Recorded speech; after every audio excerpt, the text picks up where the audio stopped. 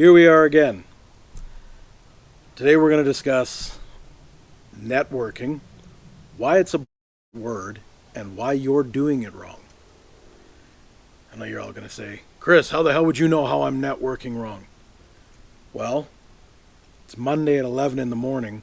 I'm out at the lake. What are you doing right now? Okay, let's take the arrogance out of that, but use it as an example.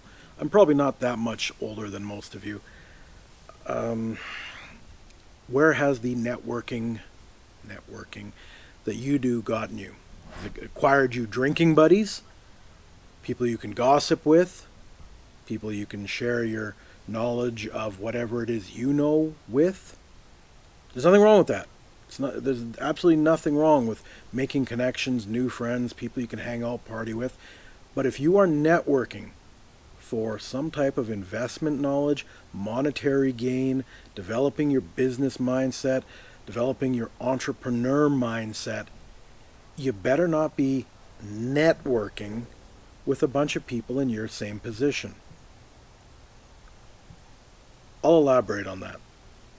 When you're sold an event where you can come and network, who's drawn to that kind of stuff? Most likely five-figure people. Yeah, you're all different backgrounds, different knowledge bases, but what is a room full of five-figure people going to teach each other? Even if you've got people in the low six figures, they're just people with higher salaries. People with higher salaries have no idea how to invest, how to be an entrepreneur, how to acquire the right kind of debt, leverage your assets. They don't know that kind of shit. So if you're going somewhere to network, it better be with people that know and have a hell of a lot more than you, because I'm assuming that's where you're trying to get in life. So let's go back. You're sold some networking seminar or get together, some mixer, shaker, whatever fancy word they use to sell you $100 or a $200 ticket that's going to get you further ahead.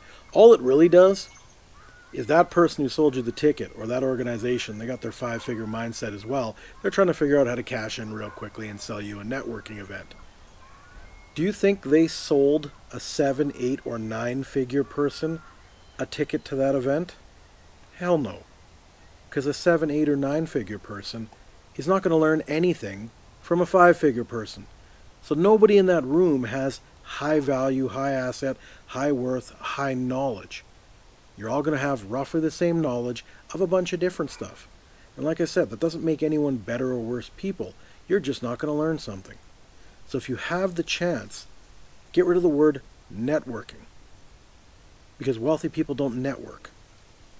When they need something done, they make a phone call. I'll give you an example. When we were in the Dominican.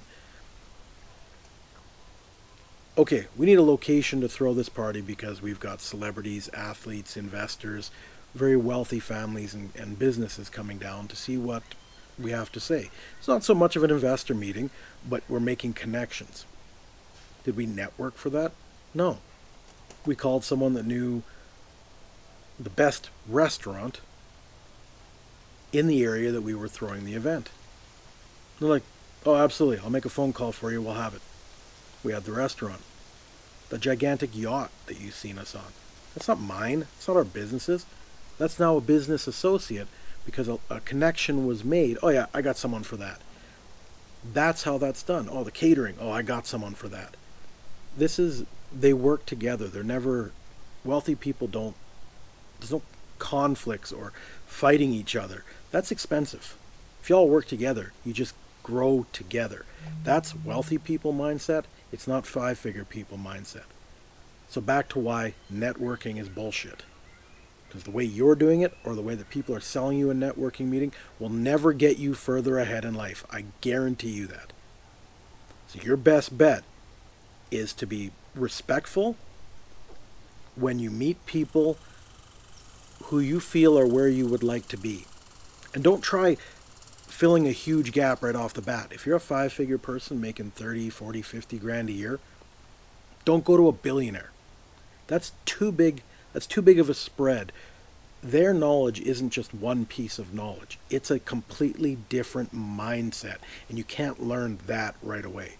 What you can do, though, is go find someone that makes, you know, and change the knowledge that they have. Don't just look for someone who makes more money hourly or more money as a salary, because that's still the five-figure mindset. They're just working harder with a five-figure mindset. They've gone up the ladder in a corporation, that type of stuff, or they're not entrepreneur investor type people. So when you want more knowledge, you go to the entrepreneur base level investors who are pulling in six figures, but not for trading time for money. You have to change the way you think of acquiring monetary value. Then you'll understand that currency money doesn't actually exist. It's there for five-figure people to understand what they're going to work for. I know. See, a lot of people are like, what the hell does that mean? But this is my point. The more knowledge you acquire, the more you stop doing the things that weren't getting you any further ahead. Like, for example, a lot of people think, well, I make $20 an hour. If I go work overtime, I get time and a half. That's $30 an hour. Yeah, but was $20 an hour getting you ahead? That wasn't working. So why would you go and do more of what wasn't working just to be taxed more on the 0.5 more you make per hour? Yes, it's more, but you've given up more time. More time you should be spending with your family, more time you should be investing, more time you should be going to the gym and making the rest of your life healthier. Because if you're always going to say, well, I'll just work more, what happens when you're not as young? And you have to go out there and keep working more because inflation keeps making things cost more. You're going to be 50, 60 years old working a 15-hour day to make it work? No. Change your mindset as early as possible so you're not even working past your mid to late 30s. But you wouldn't understand what that means until you talk to the people that can explain it to you. So like I said, don't go sit down with a billionaire unless somehow you can find one who's going to mentor you. I was very lucky that way. But it still took many years to get to that point where I could sit at the table with the billionaires. I am not a billionaire, but everything I do is based off of knowledge that I acquire watching and listening them navigate through life. I do not do things like I did in my 20s. Sorry, we're dragging this on, but the whole point is stop with this networking where you're just meeting other people in the same position as you. Go out, find the next level up or two levels up, and respectfully ask them if you can have a little bit of their time. If you do it respectfully, they will make time for you. If you expect them to do it, or that they owe you something, a lot of this generation now expects money and knowledge and everything for minimal work. No, you're going to have to put this over and above what you normally do for your paycheck. You still do that so you can live, but in your spare time, you go out and you acquire as much knowledge as possible. You watch how they put it into reality. How do they take what they're telling you and how they think and putting it into action? That is the money is irrelevant. The money comes from a proper sequence of actions and thought process. That is it. Trust me, no investor, even if you're buying stocks, just bought stocks and got lucky. Sorry, there are some that get lucky, but you don't repeatedly get lucky. It's because you know the fundamentals of reading markets. So when someone says, how do I invest?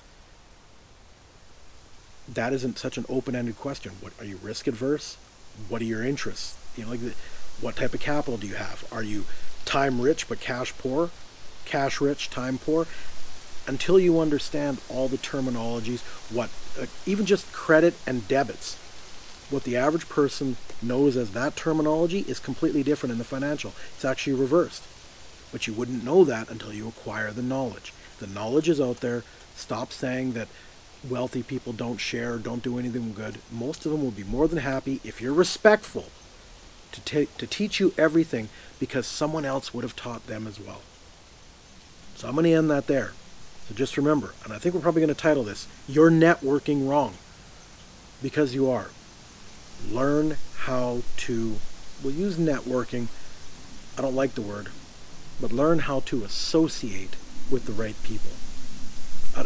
And this isn't a term I brought up, but how many times have you heard, you are the average of the sum of your 5 closest friends? That is so true. I cannot stress that enough. If all your friends do is talk about gossip, that's all you leave the table knowing about.